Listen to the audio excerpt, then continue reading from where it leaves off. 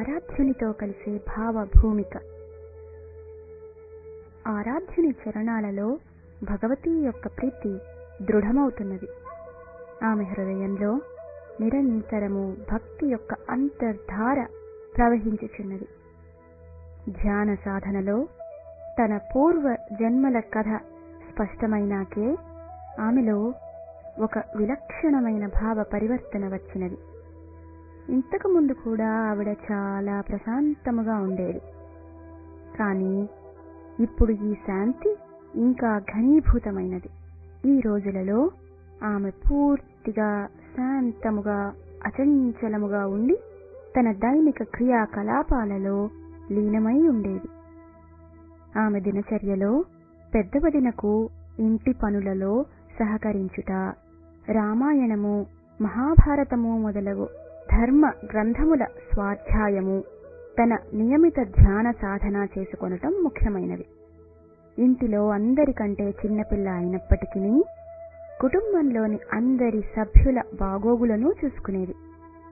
ఎవరికి ఎప్పుడు ఏది ఎంత అవసరమో దానిని చాలా జాగ్రత్తగా గమనించేది. ఆమె ఇరువురు అన్నలు దీన్ దయాళ్ మరియు సునేహ్రీలాల్ ఆమె గుణములతో సంతుష్టులై ఉండేవారు. వదిన ఆమెను చూసి గర్వపడేది. ఈ మధ్యకాలంలో పెద్దక్క ఓంవతి యొక్క పెళ్లి అయిపోయింది. ఎప్పుడో తప్ప ఆమె వచ్చేది కాదు. ఆమె తన చెల్లెలిని చాలా ప్రేమించేది. అందువల్ల వదినతో తండ్రితో పట్టుపట్టి లాలీని కొద్ది కాలం తనతో పంపించమని బలవంతం చేసేది. ఇక్కడ ఉంటే ఎక్కడికి వెళ్ళదు కదా. స్థలం మారటం వలన ఆమెకు మనస్సుకు కూడా ప్రశాంతత లభిస్తుంది. ఓంవతి యొక్క మంకు పట్టుకు ఎలాగోలాగా జస్వంతరావు ఒప్పుకునేవారు. భగవతి కొద్ది రోజులు తన అక్క యొక్క అత్తవారింటికి వెళ్లి వచ్చేది. అక్కడ కూడా ఆమె దినచర్య ఇలాగే ఉండేది. అక్కకి ఇంటి పనులలో సహకరించుట మరియు తన ధ్యాన సాధన యొక్క క్రమం యథావిధిగా కొనసాగిస్తూ ఉండేవారు. ఆ రోజులలో కుటుంబ సభ్యులు ఆమె కొరకు మంచి యోగ్యుడైన వరుణ్ణి వెతకటానికి తీవ్ర ప్రయత్నాలు చేస్తున్నారు. పెద్ద అన్న దీన్ దయాళ్, తండ్రి జస్వంతరావుల మధ్య దీని గురించి విస్తారంగా చర్చలు జరుగుతూ ఉండేవి. ఈసారి లాలి అక్క ఓంవతి ఇంటి నుండి తన ఇంటికి తిరిగి వచ్చేసరికి కుటుంబం యొక్క దగ్గరి బంధువు కిషన్ ప్రసాద్ గారు వచ్చి ఉన్నారు. అప్పుడు ఆయన ఒక వరుడి గురించి చెప్తున్నారు. పండిత జస్వంతరావు మరియు ఆయన పెద్ద కుమారుడు దీన్ దయాళ్ చాలా ఓర్పుతో ఉత్సుకతతో ఆయన మాటలు వింటున్నారు. ఆయన చెప్పే మాటలలోని కొన్ని మాటలు భగవతి చెవిలో కూడా పడ్డాయి. ఆయన ఇలా అంటున్నారు, జస్వంత్, ఇటువంటి పిల్లవాడు ప్రపంచం అంతా వెతికినా నీకు దొరకడు. వీరు ఆవల్ఖేడ్లో ఉంటారు. చుట్టుపక్కల ఊళ్ళల్లో వారిది పెద్ద జమీందారి. వీరు వంశపారంపర్యంగానే ధనవంతులు.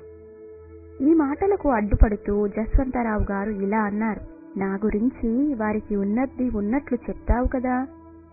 ప్రశ్నకి జవాబుగా కిషన్ ప్రసాద్ ఇలా అన్నారు, ఇందులో దాచడానికి ఏముంది? నేను కుర్రాడు యొక్క అన్న రాంప్రసాద్తో మాట్లాడాను. నేను వారికి చెప్పేశాను, జస్వంతరావు యొక్క పూర్వీకులు అహ్మద్పూర్, ఖైర్, అలీగఢ్లో ఉండేవారు. అక్కడే వారికి ఇల్లు, పంట భూములు ఉండేవి. వారి ముత్తాతల కాలంలో 12 ఊళ్ళకి జమీందారులుగా ఉండేవారు. వారి కుటుంబానికి మంచి పేరు ఉండేది. కానీ వారి తండ్రి శ్రీ పరసాదీలాల్ శర్మ కాలంలో పరిస్థితులు విషమించాయి. రైతుల క్లిష్ట పరిస్థితులు చూసి ఆయన శిస్తు తీసుకోలేదు. మెల్లిమెల్లిగా జమీందారీ అంతరించిపోయింది. కిషన్ ప్రసాద్ యొక్క ఈ మాటలు అందరూ జాగ్రత్తగా వింటున్నారు. ఆయన ఇలా కొనసాగించారు, మీరు 4 అన్నదమ్ములని రాంప్రసాద్కి చెప్పాను. జస్వంత శర్మ, బల్వంత శర్మ, రామ్ దయాళ్ శర్మ, వాసుదేవ ప్రసాద్. ఈ 4 అన్నదమ్ముల మధ్య ఒక చెల్లెలు రామశ్రీ ఉండేది. ఆమెకి పెళ్లి అయింది. ఆమె తన కుటుంబాన్ని తాను చూసుకుంటుంది. కిషన్ ప్రసాద్ తన ధోరణిలో తాను వేగంగా చెబుతూనే ఉన్నారు. తన ధోరణిలో ఉన్న ఆయన వినేవాళ్లు వరుడి గురించి తెలుసుకోవటానికి ఉత్సాహపడుతున్నారనేది గమనించలేదు. దీన్ దయాళ్ గుర్తు చేసినప్పుడు ఆయన మాటల ధోరణి మార్చారు. ఆయన ఇలా అన్నారు, అరే, వరుడు గురించి ఏమి అడగాలి? పండిత్ రూప్ కిశోర్ శర్మ గారి కొడుకు. ఇంకా పండిత్ రూప్ కిశోర్ పేరు చుట్టుపక్కల వాళ్లకి తెలుసు. ఆయన సుపుత్రుడే ఈయన. పేరు శ్రీరామ్. తపస్సు, సాధన, చదువు అన్నింటిలోనూ మొదటే ఉంటాడు. కొన్నాళ్లు ఇక్కడే ఆగ్రాలో ఉండి సైనిక్ అనే పత్రికలో పనిచేశారు. ఇప్పుడు మధురలో ఉండి స్వయంగా పత్రిక నడుపుకుంటున్నారు. కాలదేవత ఆయన మొదటి భార్యను తీసుకుని పోయింది. ఆమె ద్వారా ఆయనకి 3 పిల్లలున్నారు, ఓం ప్రకాష్, దయావతి మరియు శ్రద్ధ. కానీ మన లాలి ఎంత గుణవంతురాలంటే అంత తేలికగానే నిభాయించగలదు. కిషన్ ప్రసాద్ యొక్క ఈ మాటలు ఇంటిలో చాలా రోజులు చర్చలు జరిగాయి.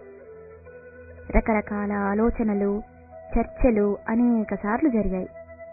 మొదటి భార్య చనిపోవుట, తద్వారా 3 పిల్లలు ఉండుట అనేది దీన్ దయాళ్కి కొంచెం రుచించలేదు. ఈ విషయం మీద తండ్రి జస్వంతరావుతో చాలాసేపు మాట్లాడారు. మాటలలోనే ఆయన ఇలాగ కూడా అడిగారు, దాదా, నీ జ్యోతిష్యం ఏం చెప్తోంది? జవాబుగా జస్వంతరావు గంభీరులై ఇలా అన్నారు, చూడు, మొదటి నుండి నేను లాలి దేవీ అంశ అనే నమ్ముతున్నాను. ఆమె వివాహము ఒక సాధారణ వ్యక్తితో పొత్తు కుదరదు. అతను ఎంత పెద్ద ధనవంతుడైనా సరే. మన లాలీకి సుయోగ్యుడైన వరుడు తపోనిష్ఠుడై ఆధ్యాత్మిక విద్యా జ్ఞాత అవ్వాలి. నాకు ఈ కుర్రవాడు అన్ని విధాలా లాలీకి తగినవాడని అనిపిస్తున్నాడు.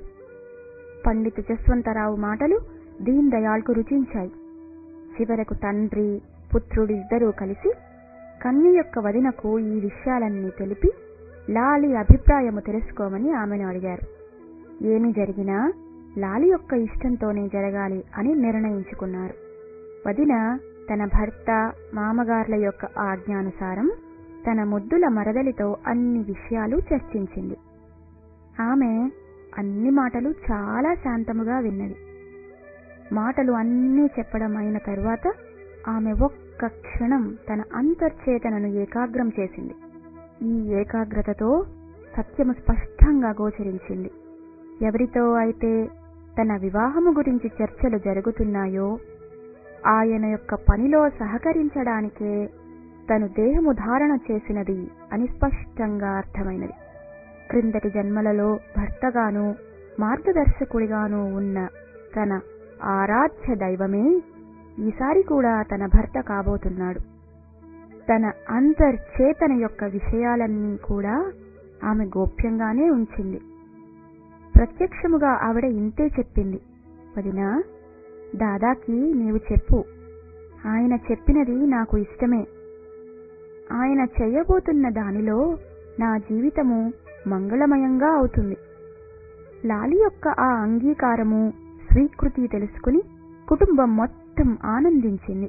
ఉత్సాహ తరంగాలు ఇల్లు అంతా వ్యాపించాయి. వరపక్షము నుండి కూడా స్వీకృతి వచ్చేసింది. మంగళమయి పరిణయము కొరకు ఏర్పాట్లు మొదలుపెట్టారు. ఫాల్గుణ శుక్ల సప్తమి విక్రమ సంవత్సరం 2001కి సరి అయిన 18వ తారీఖు ఫిబ్రవరి 1945 నాడు వివాహం నిశ్చయింపబడినది. పెళ్లి రోజు నిర్ధారింపబడగానే పండిత జస్వంతరావు మనస్సులో ఆనందంతో పాటు ఒక బాధ కూడా కలిగింది. ఆయనకు జగదంబ పార్వతి పితృగృహము వదిలి భగవాన్ భోలేనాథ్ దగ్గర నివసించడానికి వెళ్లటానికి సంకల్పం తీసుకున్నదని అనిపించింది.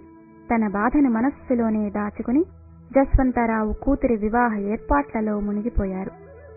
అందులో గ్రామస్థులైన జ్వాలాప్రసాద్ గారు చాలా ప్రధాన పాత్ర వహించారు. ఆయన మధ్యవర్తిత్వంలోనే ఇవన్నీ జరిగాయి. అనుకున్న తిథిలో వివాహం సంపన్నమైనది. వివాహము చాలా సాధారణంగా, ఎటువంటి ఆడంబరాలు లేకుండా జరిగింది. ఇది మానవత్వమునకు జీవన ఆదర్శాన్ని నిరూపణ చేసే ఋషి యుగ్మము యొక్క మంగళ పరిణయము. ఇది తపస్సు మరియు శ్రద్ధ యొక్క కలయిక. జ్ఞానము మరియు భక్తి యొక్క అద్భుతమైన సాయుధ్యము.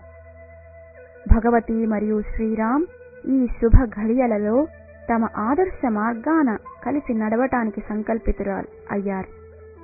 ఆమె ఆరాధ్యుని చరణముల సామీప్యములో భగవతి జీవితములో ఒక సరికొత్త ఆయామము తెరుచుకుంది. మా యొక్క మాతృత్వము అభివ్యక్తి చెందుతున్నది. మాతృత్వపు సజల భావనలు రూపుదిద్దు